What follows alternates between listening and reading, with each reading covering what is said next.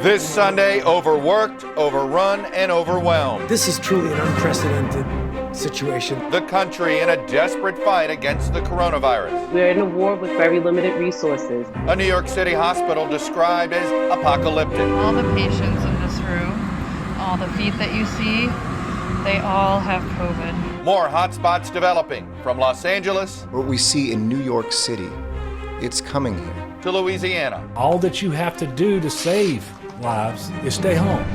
Plus, the economy shuts down. This could create a much bigger problem than the problem that you start off with. President Trump first says he wants the country to reopen for business on Easter. I think it would be a beautiful time. Scientists and Joe Biden push back. It's a false choice to make, saying that you either open the economy or everything goes to hell. But then Mr. Trump floats declaring a quarantine. I am now considering a quarantine because it's such a hot area of New York, New Jersey, and Connecticut. Before backing down. My guest this morning, Dr. Deborah Birx of the White House Coronavirus Task Force, Governor John Bel Edwards of Louisiana, and Governor Gretchen Whitmer of Michigan.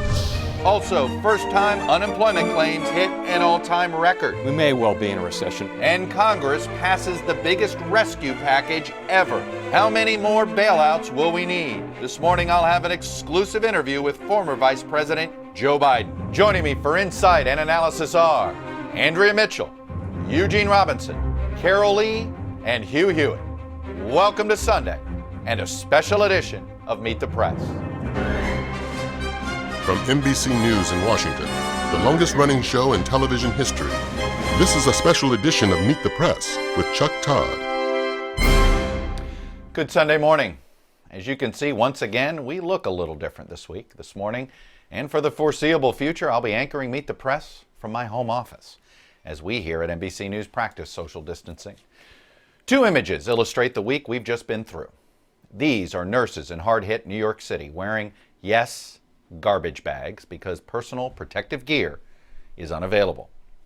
And this graph illustrates the almost incomprehensible rise in first-time unemployment claims to a record 3.3 million.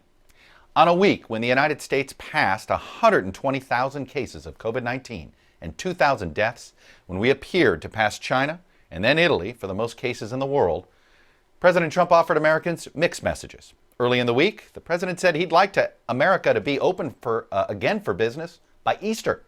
That the cure, he said, shutting down the economy could be worse than the disease. Mr. Trump seemed eager to play the role of optimist in chief, leaving it to scientists, governors, and local officials to own the hard news about disease spread, shutdowns, and forced lifestyle changes. But by the end of the week, Mr. Trump's tone had noticeably changed. Yesterday, he even floated the idea of quarantining the New York City region to prevent the spread of the virus, before eventually backing down. Tuesday marks the end of President Trump's 15-day coronavirus guidelines. Will he tighten them, loosen them, extend them? We shall see. It's helpful to keep in mind what Dr. Anthony Fauci said last week. You don't make the timeline, the virus makes the timeline. It's like a war zone. We're in a war with very limited resources. A nation in crisis. All the patients in this room, all the feet that you see, they all have COVID. Doctors, nurses, and first responders are pleading for protective equipment. It feels like I'm fighting a fire with blindfolds on. We're running out of supplies, we're running out of IV pumps, we're running out of ventilators. I'm worried that my patients will die alone without the people that they love next to them. On Friday, President Trump signed a $2 trillion economic relief package and, after weeks of mixed messages, used his power under the Defense Production Act to compel General Motors to manufacture ventilators. But just 24 hours earlier, I don't believe you need 40,000 or 30,000 ventilators. You know, you go into major hospitals sometimes, they'll have 2 ventilators, and now all of a sudden they're saying, can we order 30,000 ventilators? With all due respect to him, he's not looking at the facts. Mr. Trump has attacked many of the governors who are pleading for his administration's help. And I say, Mike, don't call the governor of Washington. You're wasting your time with him. Don't call the woman in Michigan. Well, it doesn't make any difference what happens. More than 228 million people in 27 states are now living under shelter-in-place orders. But earlier this week, the president floated a rosy timeline. I think Easter Sunday, and you'll have packed churches all over our country. I think it would be a beautiful time. Before governors of both parties push back. Of course, I want the economy back. But you know what I want more, Lester? I want them alive. I do not think South Dakota will be back to normal for many months. I will be listening to doctors, physicians, scientists. And the president backed off his timeline. On Saturday, he floated a 3-state quarantine. Some people would like to see New York quarantined because it's a hot spot. Before retreating again hours later. As the virus continues to spread, the president is already declaring victory. The federal government's done a hell of a job. And arguing This was something that nobody has ever thought could happen to this country. But many experts did and told the president so. In a National Security Council pandemic playbook, which the administration was briefed on in 2017, in a series of HHS simulation exercises called Crimson Contagion, conducted in 2019, which found the administration was not ready for the outbreak of a respiratory virus, and in intelligence agency warnings in January and February, while President Trump and aides played down the threat, failing to ramp up testing until the virus had spread. Did the CDC screw up, or did you screw No, up? we did not screw up. Where did this And go I don't wrong? think CDC screwed up either. Nobody ever expected a thing like this. And joining me now is the response coordinator for the White House Coronavirus Task Force. It's Dr. Deborah Birx. Dr. Birx, welcome to Meet the Press. We'll try to close the gap on a bit of our satellite delay and start with the first question this way. It took from February 29th to March 17th to get to 100 deaths. It took another 9 days to get to 1,000 deaths. Sadly, it took 72 hours to get to 2,000 deaths. Dr. Birx, where are we today, and where is this headed in the next few weeks? Well, this is the way pandemics work, and that's why we all are deeply concerned and why we've been raising the alert in all metro areas and in all states. No state, no metro area will be spared. And the sooner we react and the sooner the states and the metro areas react and ensure that they've put in full mitigation, at the same time understanding exactly what their hospitals need, then we'll be able to move forward together and protect the most Americans. There's a new website up. It comes from Chris Murray out in Washington State. It's on the IME website, IMHE website. It predicts and looks at this built as an infectious disease model. I would love to take a look at that. What part of this model, what is it telling you, and what does this mean? I mean, what is it that you've learned from that model that tells us, you just said no metro area is spared, so that does tell me that this idea of creating a county by county low, medium, high risk advisory level by the middle of the week, is that something that's not going to happen? No, I think those two pieces come together. There's two pieces that we absolutely need, and I think you've had many experts talking about this. One of them is ensuring that we have full capacity for full diagnosis. And so that is still going on, and we do have enough tests for that. The other piece of this is surveillance. So we're looking across the United States for counties that do have lower case numbers right now, to see what we can do right now in order to really put into place full surveillance, full contact tracing, and full diagnostic capacity to ensure that cases are found and we contact trace, while the metros and other areas go through clearly important mitigation efforts to spare as many American lives as possible. What are you seeing in New York that raises alarm bells to you when suddenly Detroit, New Orleans, Chicago start to see the same incoming to their ICU units that the New York area is seeing now? Well, we're studying New York very carefully. We're studying the hospital needs, how to do better testing, how to keep less sick people away from the hospital and being tested elsewhere, looking at admissions, looking at how to keep those hospitals stocked. It's not enough for us to get materials to warehouses. We have to be working with the state and local governments comprehensively to ensure that equipment and supplies are getting to each hospital. Hospitals are so busy taking care of the people who are ill, they can't be spending time doing inventory, and so we need to help and support that. Well, that appears to actually be a problem, and look, I'm curious, what role do you play in deciding where spare ventilators go versus the role FEMA plays. And the reason I ask that is there seems to be some confusion. Governors are complaining that they find themselves either bidding against other states or the federal government when it comes to different equipment issues. So is the federal government going to take over all procurement and disbursement of medical equipment or not? I think at this moment we're asking every single governor and every single mayor to prepare like New York is preparing now. Know where every hospital is, public, private. Know where every one of your surgical centers are. That's where your anesthesia ventilators are. Know how to change those anesthesia ventilators up to supportive ventilators to take care of people. Know where every piece of equipment is in the state. Know how to move that around the state based on need. The one thing that we can do as Americans is we know how to innovate. So it's not just what you have inside your doors today. It's how you can surge and move things around. We know this epidemic moves in waves. Each city will have its own epidemic curve, and so we can move between states, we can move within states to meet the needs of everyone. You sort of overlooked the question, though, about is the federal government going to take over at least the procurement and the distribution of things going forward? I understand what you're saying. States and mayors need to do right now in case they don't have this from the government, but who should be trying to acquire new equipment, states or the federal government?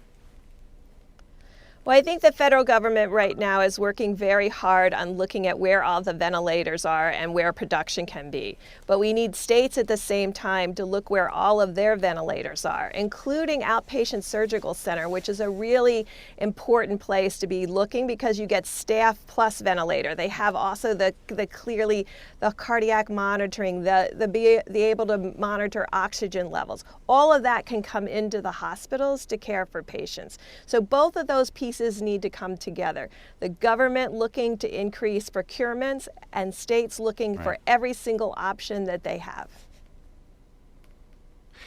New York City, if you could quarantine the tri-state area, and there's a lot of legal hurdles to that, if you could, do you think it would be the best way to slow this virus down?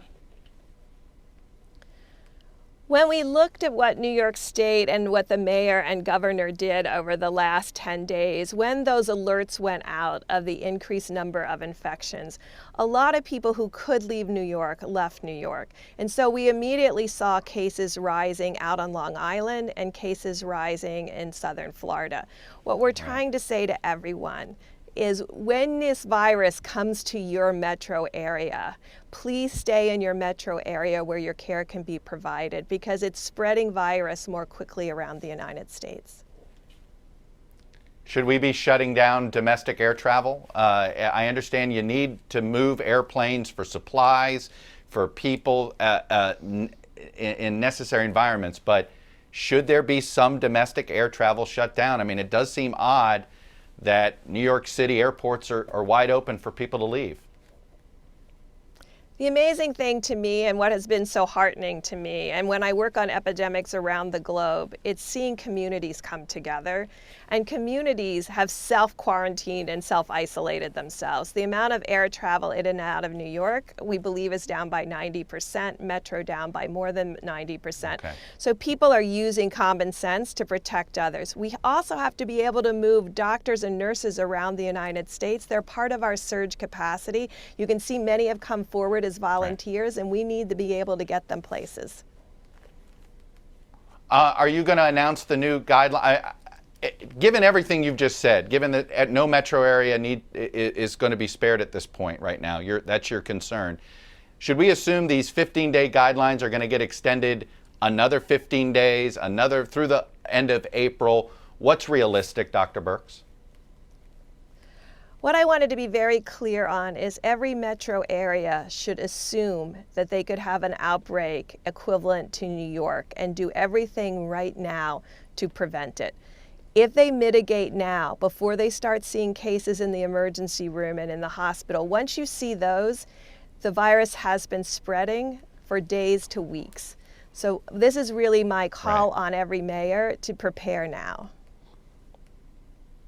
So it sounds like these guidelines are going to be extended at least another couple of weeks. Is that fair? as Americans are watching, should they be prepared to be hunkering down for the rest of April? My job today is to put all the data together, the integrated data of testing, case reporting, the global situation, and prepare the best briefing I can for the president and vice president so they have all the data to make the decision that's best for the American people. So what is your recommendation? What recommendation are you going to be giving to them, or are you not sharing that with us? I'm going to share it with the president and vice president first. All right, Dr. Birx, I will leave it there. Stay safe, stay healthy, and we all want to defeat this thing as soon as possible. So thanks for your service. Thank you. And joining me now are governors of 2 states that have seen an alarming rise in COVID-19 cases. Governor Gretchen Whitmer of Michigan and Governor John Bel Edwards of Louisiana. Governors, welcome to both of you. Governor Edwards, I solemnly want to start with you. Sadly, you had a report that you had a staffer die from coronavirus last night. I just figured I'd let you say a quick word about that.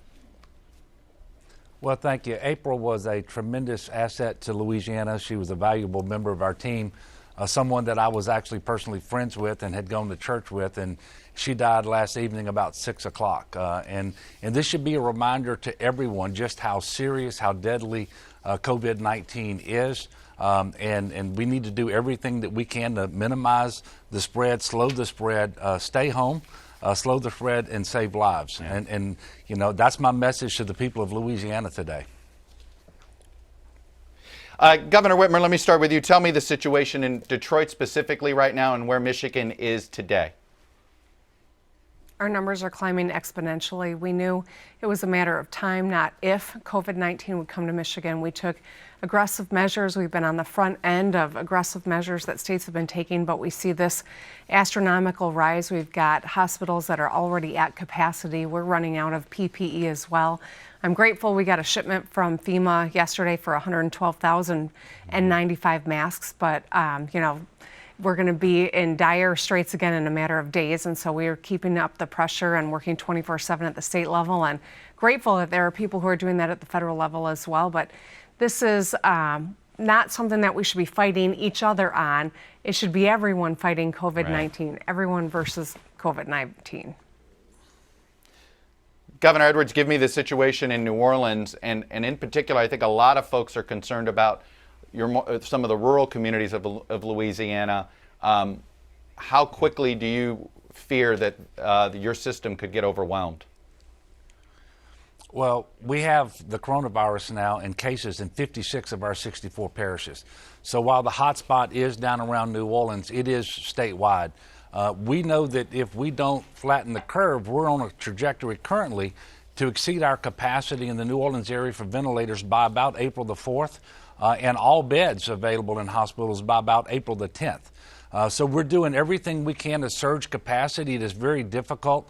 We did get some PPE yesterday, like Governor Whitmer said. We've already allocated about 100,000 masks just yesterday to the hospitals. Ventilators are the short-term, really big pressing issue that we're trying to solve for. Very difficult because every state is looking for these. There are only so many to be had, and so we're trying to get the public to slow the spread by following the mitigation measures while we ramp up our medical capacity. This is a very challenging public health emergency. Governor Edwards, did what Dr. Birx said about the ventilator situation in particular, basically saying she's urging governors and mayors, do your own inventory, basically find anything you can. It seemed to be a subtle message that the federal government's struggling too. Well, that's true. Everybody's struggling to get these items, but that really isn't anything new. We've been doing that for many days here in Louisiana. We're inventorying all of our healthcare clinics in various settings to find any breathing device that can be used as a ventilator. Perhaps it has to be retrofitted or modified in some way. We have EMT type ventilators that really aren't designed to be used in hospitals, but they can be if necessary.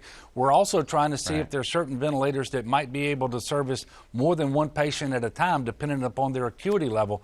We're doing everything that we can, but we've actually only been able to procure 192 ventilators over the last several weeks when we've had about 12,000 on order.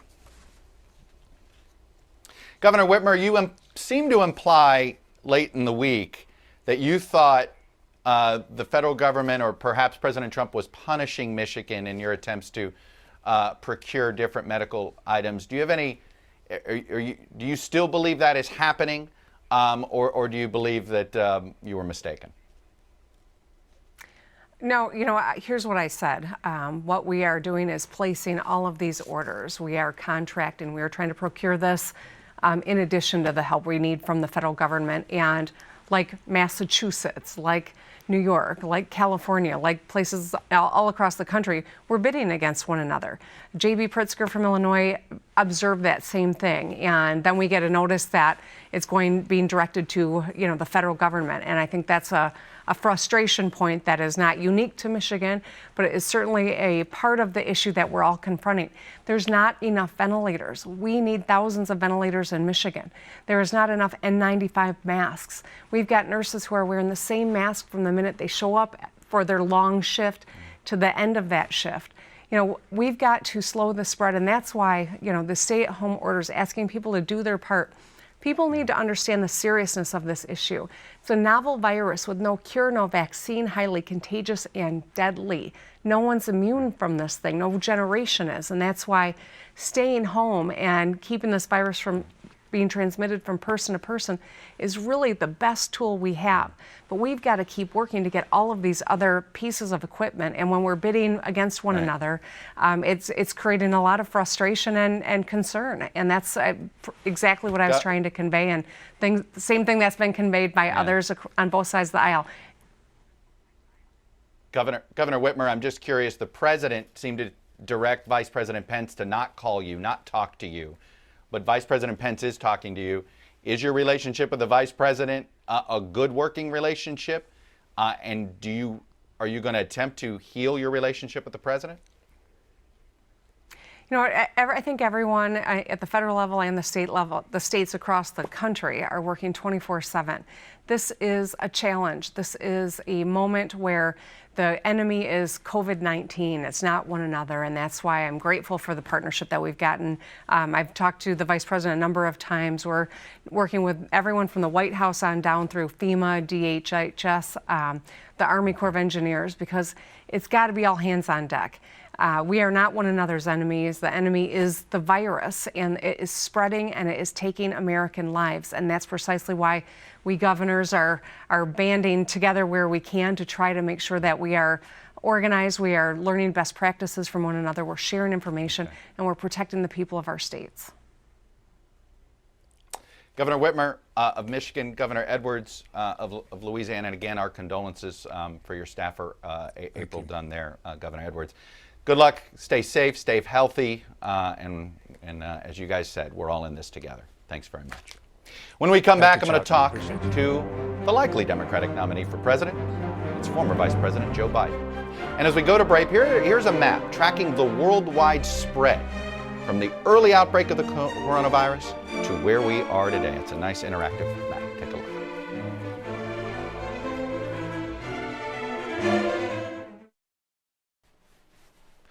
Welcome back. Just consider all that's happened since the last time we had former Vice President Joe Biden on Meet the Press. Way back on March 1st. Biden dominated the Super Tuesday primaries and beyond. He won 17 states and basically wrapped up the Democratic nomination. More than 2,000 Americans, though, have died from the coronavirus. 3.3 million people filed for first-time unemployment claims, and the government just had to pass a $2 trillion plus rescue package.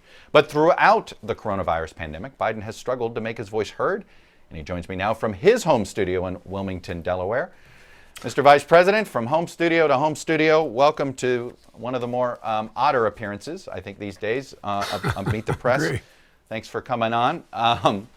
Let me start with a simple question here. Let's set aside President Trump's rhetoric. Is there an action he has not taken that you would be taking right now if you were president? Yeah, I'd be doing two things at least. One, I would make sure that he uses the Defense Production Act not only to deal with the issue of whether or not there are ventilators, but I would do the same thing for masks and gowns and masks and shields, all the things that our first responders and our doctors and nurses need. Why are we waiting? We know they're needed. They're going to be increasingly needed. You just heard the president's spokesperson talk about the increasing need, and so I would be moving rapidly. I'd also be talking about what the next stage of the funding we're going to need. We've gone through 3 stages. That's not going to be enough to get us all the way through this. There's a number of things I'd be doing, Chuck, that are not being done right now. You know, it's interesting. One of the things that you have said, the scientists you've spoken to have indicated that realistically, we're looking at June at the earliest to even think about opening back up. That's a stark difference than the warnings we're getting. You're certainly hearing scientists will say that, an occasional governor will say that, Dr. Fauci might say that, but you don't hear a consistent message nationally.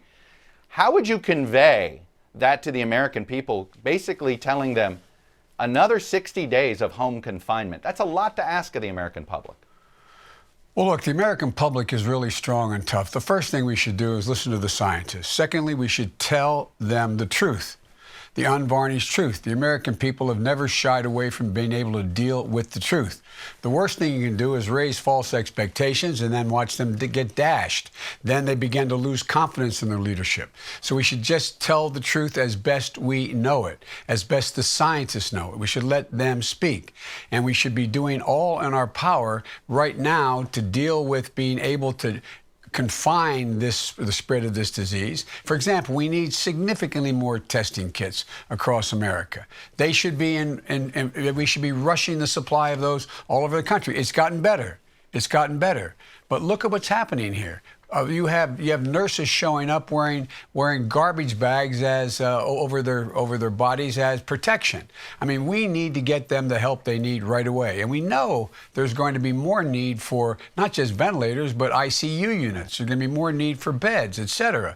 We should be telling the American people the truth. They're strong. They'll get through it. They've never let their country down. Never, ever, ever. This is a tough time for you. You've been around government a long time, and you know there's a fine line between constructive criticism and backseat driving that can be disruptive. What do you believe that line is for you when it comes to critiquing President Trump right now? I think the line for me is, again, to tell the truth. For example, I didn't believe it to be criticism, but just a straightforward response.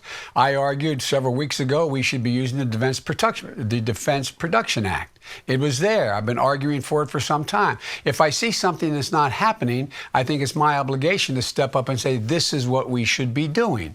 Rather than, look, the coronavirus is not the president's fault, but the slow response, the failure to get going right away, the inability to do the things that needed to be done quickly, they are things that they can't continue. We're going to go through another phase of this, and we have to be ahead of the curve, not behind the curve like we were last time. You know, your campaign put out in a critique of President Trump and says if he doesn't do these things, you know, he could cost lives. Do you think there is blood on the president's hands considering the slow response? Or is that too harsh of a criticism? I think that's a little too harsh. I think what's happening is the failure to, as I watched a prelim to your show where someone said that used the phrase that the president just thinks out loud. He should stop thinking out loud and start thinking deeply. He should start listening to the scientists before he speaks. He should listen to the health experts. He should listen to his economists. He should, for example, the United States Congress passed a significant piece of legislation to help deal with the incredible financial crunch that's going to affect working families and all families, the whole economy. So we should be right now thinking about how do we get those small business loans out the door? Because right now you're not banks. That's not the strong point of banks, focusing on getting small business loans out. That's for most of the employees. He should be focusing on making sure we're in a situation where we're able to see to it that unemployment benefits can get to people. What's the IRS doing to get those $1,200 checks to people, et cetera? That's where the focus should be, and it should be laser focus. Would you lift sanctions on Iran temporarily during this pandemic? I don't have enough information about the situation in Iran right now, and I'm not sure there's any evidence that there's a lot of speculation from my foreign policy team that they're in real trouble and they're lying. But I would need more information to make that judgment. I don't have this. Okay. I don't have the national security information available. A couple things about the campaign itself. Number one, do you think we have to conduct an all-mail ballot election come the fall, given the likelihood this comes back in the fall? We may get there, Chuck. I don't want to go that far ahead, but that is possible. I think we should be looking to all mail ballots across the board to begin with, because it's an easier way for people to vote. But whether or not that's required across the board in all 50 states and territories, I'm not sure yet. I think we can make that, but we should be beginning to plan that in each of our states. I think you have, anyway. There's some legislation in the Senate that suggests that. I think it's worth looking at quickly. Is there a point where Bernie Sanders is no longer playing a productive role in this Democratic primary? Well, look, Bernie Sanders has poured his heart and soul into this campaign. He has moved the ball along on a number of issues that relate to what government's responsibilities are. And I think it's up to Bernie to make the judgment whether or not he should stay in the race or not stay in the race. It's not my judgment to make for him. But I think he's had a real impact. He's brought a lot of people into the process that weren't in it before. And so I think it's a tough decision for Bernie to make. You had said you hope to improve your job rating, your rating of the president. What do you make of the fact that the president's job rating has bumped up during this crisis? Well, I think that's a typical American response. In every single crisis we've had that I've been around, going back to Jimmy Carter and the hostages all the way through to this moment, presidents' ratings have always gone up in a crisis. But that old expression, the proof of is going to be in eating the pudding. What's it going to look like? I hope we're in a situation going into the fall where this is under control, where we've done all the right things and things are beginning to move, and the president is listening to the scientists, as I said, and stopping the personal attacks on people who disagree with him, and let's get away from the childishness of this and focus on the problem. You feel a little bit frustrated and powerless right now? No, it's interesting. We have a makeshift studio here in my basement, I guess, like you're doing it now as well. But the point is that I was surprised to find out just the events we did this past week. Beginning last Monday, over 20 million people have viewed them and listened. So, I guess it's just a different way of learning how to try to communicate with people what you're concerned about and what you would do if you were in that situation, in the president's situation. All right. There's some frustration. Mr. Vice President, from your home studio, I can imagine, especially somebody who loves to hug his grandkids, I'm sure that's very frustrating as well. Mr. Vice President, the grandkids stay healthy, still come stay over and safe. stand outside the house and wave. Yes. Thank you. Nice. Excellent to hear. Thank you. When we come back, a week of mixed messages from President Trump. Panel is next.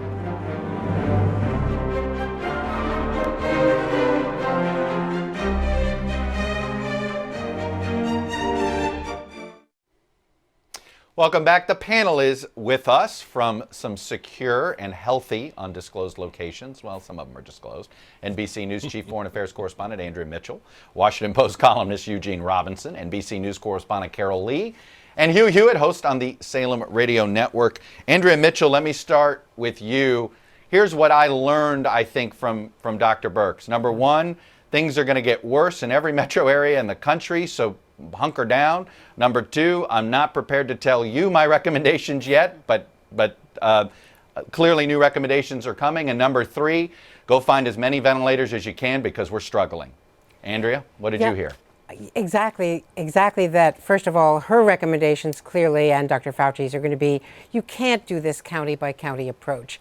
You can't mitigate this by ending it on Tuesday after the 15 days. It has to be extended. Whether the president goes along with that remains to be seen. He did back down after a full day of confusion yesterday on whether or not he could have an enforced quarantine around the tri-state area around New York.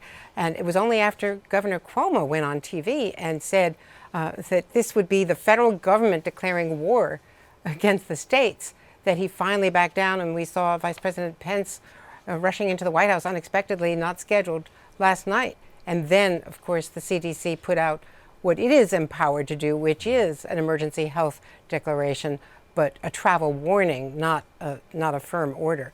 That said, I also think that what we're going to see is a reluctance to have FEMA take control. You twice asked Dr. Birx whether or not the government should be doing this and rationalizing it. We're reading about huge conflicts between the CDC and FEMA. It's still not being communicated well, and someone has to take charge and distribute it so that you don't have a Florida governor like Ron DeSantis, who's an ally of the president and whose phone call with him probably yesterday precipitated that emergency quarantine speculation, stopped the New Yorkers from coming here, when it was this governor who let the beaches be filled with spring breakers.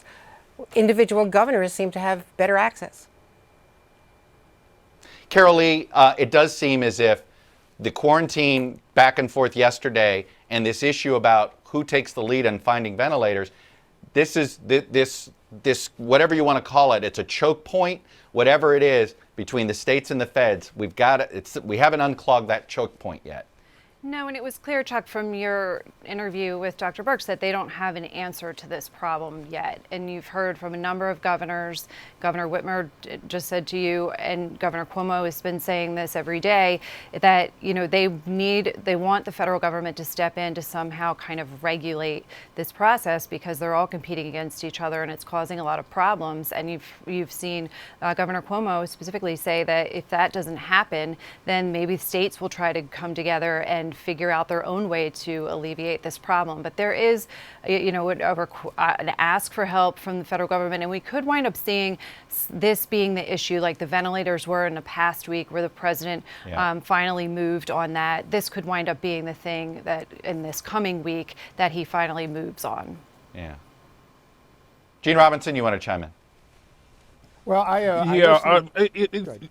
Chuck, it seems to me that what Vice President Pence and Dr. Birx and Dr. Fauci and the task force is doing, the federal task force, is vitally important. It's been a little bumpy getting really taking off, but the states really need what the task force is doing. On the other hand, what the president is doing seems to me to be increasingly irrelevant and counterproductive. I mean, these sort of pronouncements that are then taken back or they just fall away.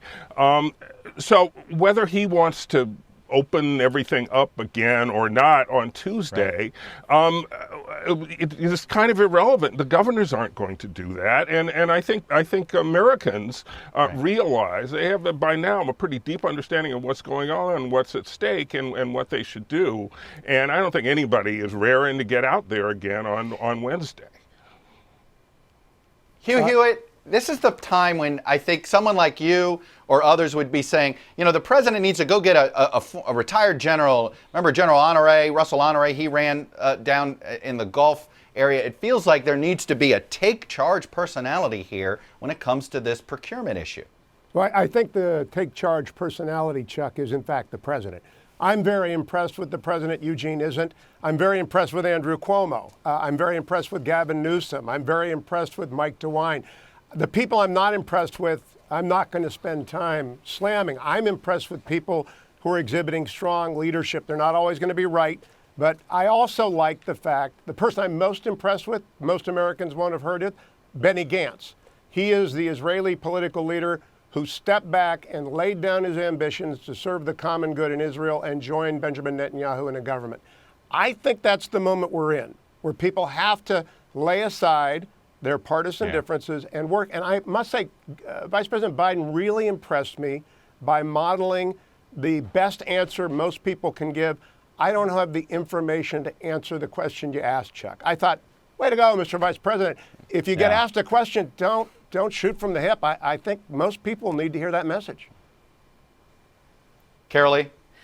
Well, Chuck, one of the things that we've seen in talking to administration officials and other people around the president is that they're really worried that this push for him to open the economy up again is going to totally backfire on him. It'll backfire on the country. It'll backfire on him politically. And then And the other thing that they want to do, and we should keep an eye on this because his 15-day deadline is coming up, and there's people around the president who are really urging him not to set another sort of deadline like that. He mentioned Easter. You saw them try to walk that back. The vice president and others saying that's aspirational. And now, he has to either say we're extending these measures that he had put into place 15 days ago, we're modifying them. But whatever he does, his advisors do not want him to set another date. I'll tell you, the straightest talk you could give to Americans is probably not to set a date, because all of us then would tell you what that means, that we're going to be here a while anyway. But I have to take a break. When we come back, Democrats and Republicans are actually experiencing the coronavirus outbreak right now differently, and how that plays a role in how they judge the government's response. Stick around.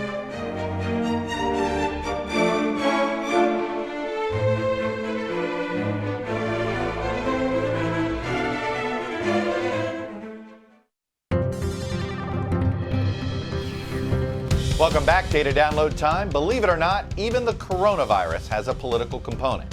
And as COVID-19 hits some places harder than others, the current spikes in densely populated urban centers on the coast mean it is now hitting blue areas a lot harder than red ones. As of Friday, 77% of confirmed cases were in counties that voted for Hillary Clinton in 2016. 19% were in counties that voted for President Trump. 4% are unclear. Put it another way, 81% of Clinton counties had at least one case, while only 50% of Trump counties did. Those are wide discrepancies in firsthand experience, and that's showing up in polling data. A survey by Dynata, a leading survey insights company, finds 65% of Democrats believe the federal government is doing too little to protect life during this pandemic, compared with only 24% of Republicans who feel the same way. Of course, Democrats are always a bit more critical of President Trump, but it will be interesting to see how these numbers shift as the virus inevitably moves inland to counties that did vote for Mr. Trump, places that are even less equipped to handle a pandemic.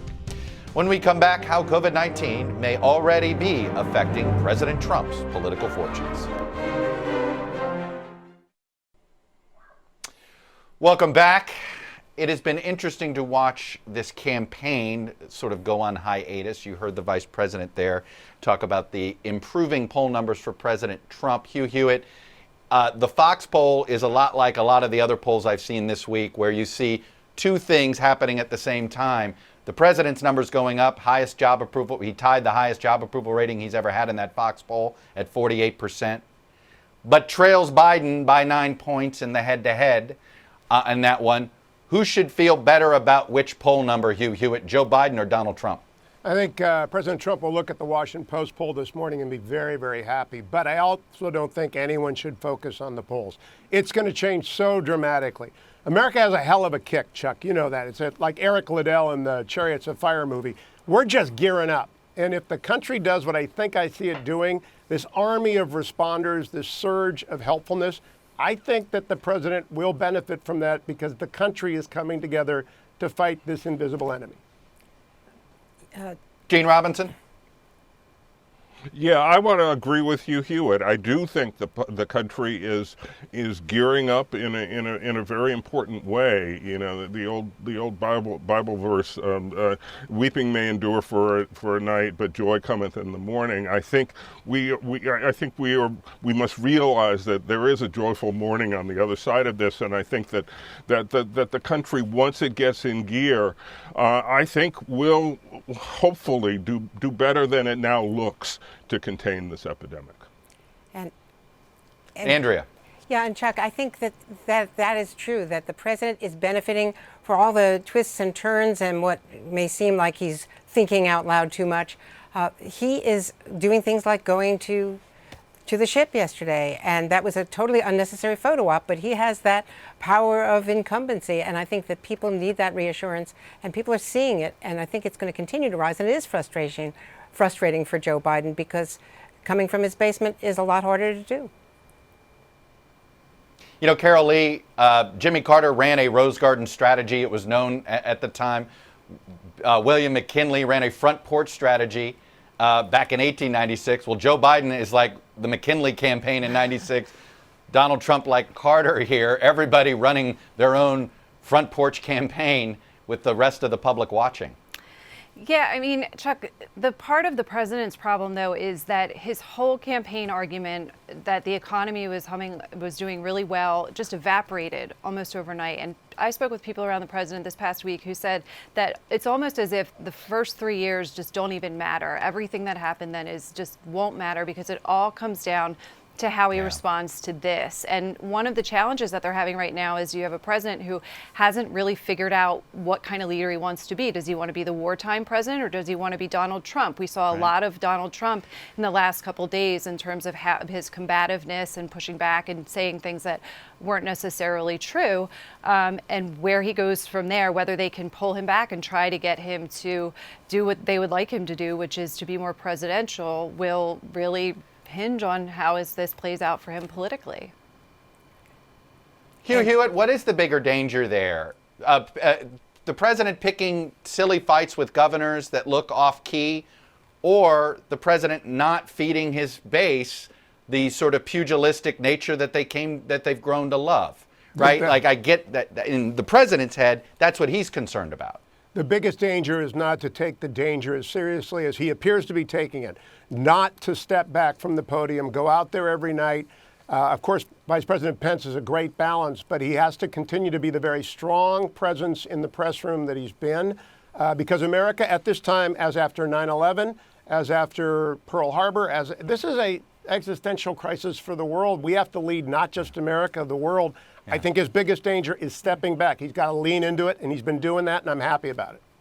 Yeah. Gene Robinson, very quickly. This time I'm going to disagree with my friend Hugh. I think the president does need to step back from the podium. I think his appearances should be less frequent and briefer and less rambling. Let the scientists do it every day. Let Vice President Pence do it. The president doesn't need to do that every day. You guys were a terrific panel. I have to stop you, but you guys were as well behaved as you can be on these remote settings. Thank you very much. Thank you for your patience, guys, and for the social distancing. That's all we have for today. Thank you for watching out there. I hope you're staying healthy. I hope you're practicing this social distancing. We're all going to get through this. The sooner the better, right? We're going to leave you with the new nightly light show at the Empire State Building. It's designed to lift the spirits of people sheltering in place. We will be back next week, no matter where we have to come from, because if it's Sunday, it's